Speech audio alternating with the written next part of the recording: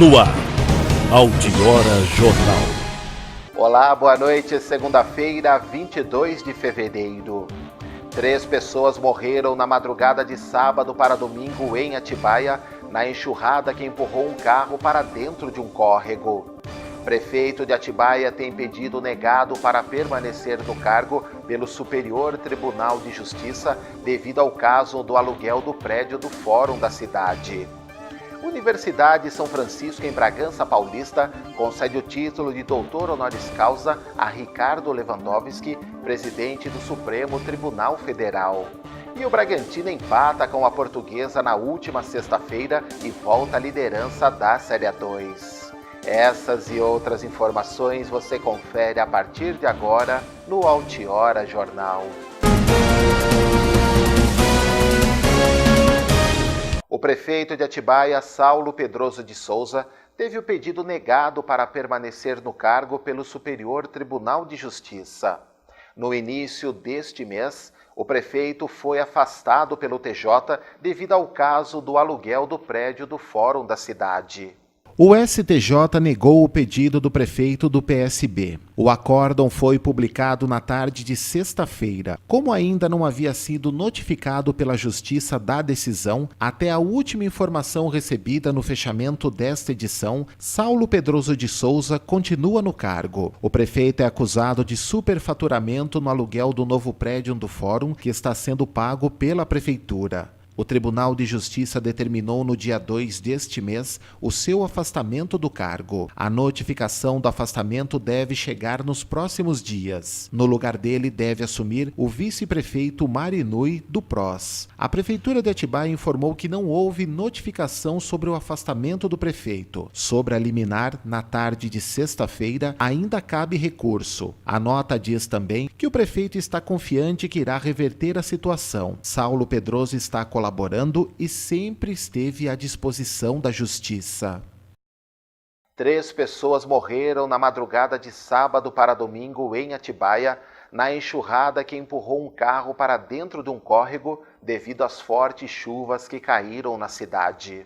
De acordo com os bombeiros, o acidente foi por volta da meia-noite na Avenida Alfredo André, no Jardim Brasil. A rua estava alagada por conta da chuva. O veículo, arrastado pelas águas, caiu no córrego, passou por debaixo de uma ponte chegando na Avenida Carvalho Pinto e ficou preso ao lado dos canos da outra ponte. Fábio Augusto de Medeiros, de 40 anos, Fabiana Aparecida Carvalho, de 38, e a filha deles, Maria Eduarda de Medeiros, de 8 anos, ficaram presos no carro que foi encoberto pela água. O resgate dos corpos foi feito pelos bombeiros cerca de 2 horas depois do acidente, quando a força da água diminuiu. Nas redes sociais, moradores já reclamavam a limpeza de entulhos no córrego, como mostra a foto. Segundo os bombeiros, os bairros mais atingidos pela chuva foram o Centro, Estoril e o Jardim Brasil, que fica próximo do local do acidente. A água chegou a invadir algumas casas.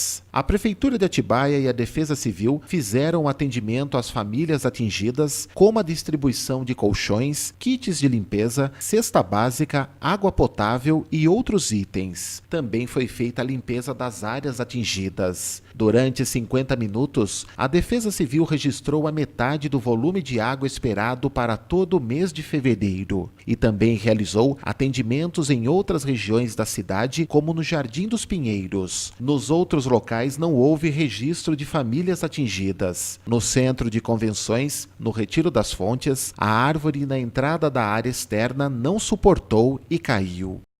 A Universidade São Francisco, no campus de Bragança Paulista, concedeu o título de doutor honoris causa ao presidente do Supremo Tribunal Federal. Alunos de Direito e de outros cursos da instituição e autoridades compareceram para prestigiar a homenagem ao homem mais poderoso da justiça do país e que ocupa um dos cargos mais altos do governo e que já foi o presidente da República por 2 dias. O ministro, que também é o presidente do Conselho Nacional de Justiça, Henrique Ricardo Lewandowski, foi recebido com aplausos para compor a mesa de honra.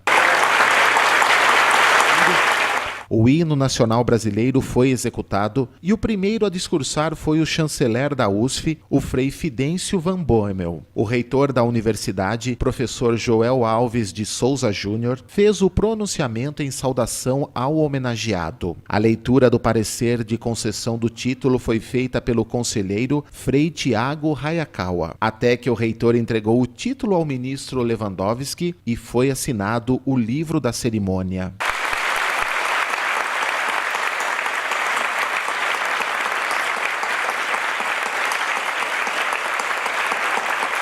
A universidade também presenteou o homenageado com uma imagem de São Francisco de Assis e rosas brancas. Sua esposa também ganhou rosas.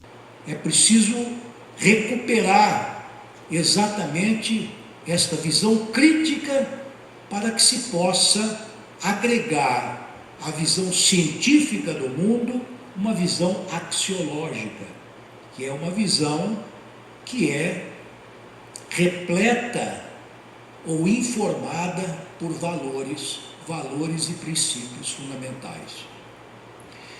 Como eu dizia, a universidade evoluiu muito, desde os tempos babilônios, caldeus, gregos. Termino retribuindo a saudação que me foi feita e foi feita a todos, a saudação franciscana. Paz e bem. É a primeira vez que a universidade traz o ministro do Supremo Tribunal Federal, estando na presidência do Supremo e do Conselho Nacional de Justiça. Como eu disse na minha fala, existem muitos pontos de convergência entre os valores e a missão que a universidade tem, com a atuação que o ministro tem demonstrado ao longo da sua atividade acadêmica e também agora como integrante do Poder Judiciário na mais alta corte do país. Para encerrar o evento, o presidente do STF deu uma aula para os estudantes da faculdade sobre direitos humanos de hoje e de sempre. Que os direitos humanos não constituem um dado, mas sim um construído. Todos nós que vivemos na academia compreendemos bem a diferença entre o dado e o construído, sobretudo aqueles que dedicam a filosofia. Dado é aquilo com o qual nós nos defrontamos no mundo. O dado é o material que é objeto de estudo, pesquisa e manipulação das ciências biológicas, por exemplo, das ciências técnicas. Esta foi a quarta vez que a Universidade São Francisco, em 40 anos, concede o título de doutor honoris causa. As outras foram em 1994, 96 e 2000. Um momento que ficará marcado para Bragança Paulista, que já teve um filho da terra ocupando o cargo de ministro-presidente do STF, o doutor Antônio César Peluso, mas que não é sempre que se recebe a visita de uma autoridade desta importância. Não só para a Universidade de São Francisco, mas para Bragança é uma ocasião de muito destaque no cenário nacional, até poder trazer aqui à cidade e à universidade um ministro do Supremo Tribunal Federal, uma autoridade que é uma das maiores da República.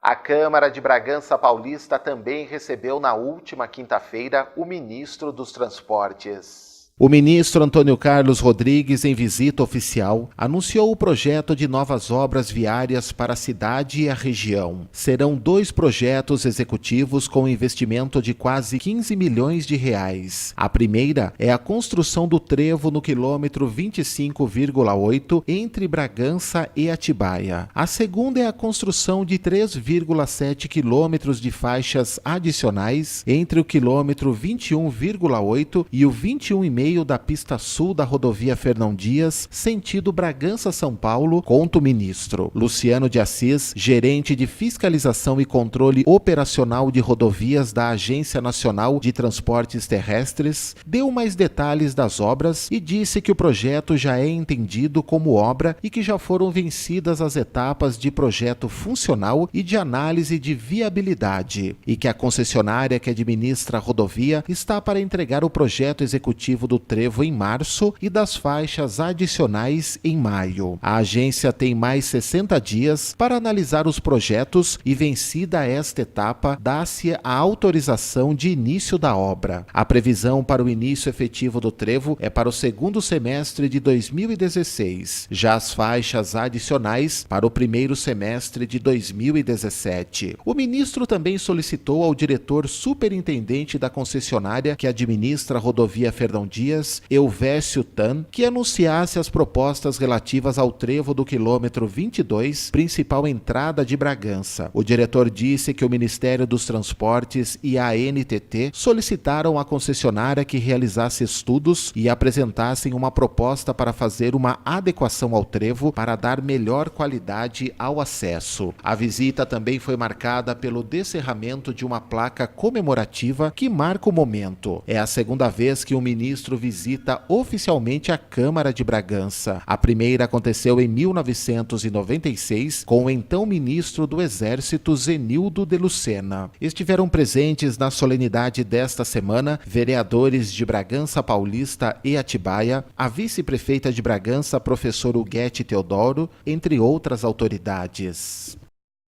O projeto de lei que fixava valor para o pagamento de decisões judiciais foi rejeitado na Câmara de Bragança.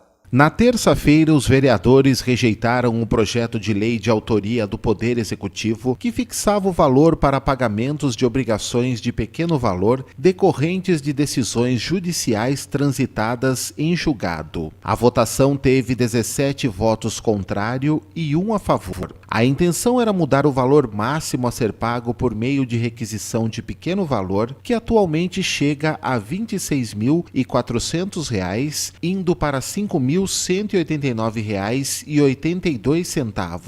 O projeto era a única matéria na ordem do dia e foi votado em regime de urgência em turno único. A sessão também marcou o retorno do vereador Luiz Henrique Camargo Duarte, o Kiki Brown, que deixou a Secretaria de Cultura e Turismo. Com a volta de Kiki, Noi Camilo, seu suplente, deixou o cargo de primeiro secretário da mesa diretora e de líder do Poder Executivo na Câmara. Os vereadores realizaram nova eleição para o cargo de primeiro secretário. José Gabriel Gonçalves foi eleito com 10 votos. Já a liderança do Poder Executivo passa a ser exercida pelo padre Josemildo, conforme ofício encaminhado pelo prefeito. Na Tribuna Livre, a coordenadora cultural do SOS Vale do Jaguari e o CIP Cultural, Irmei Menezes de Lis, comentou a insatisfação com a perda de apoio à cultura popular caipira. E reforço o meu pedido a todos os políticos, a todas as pessoas,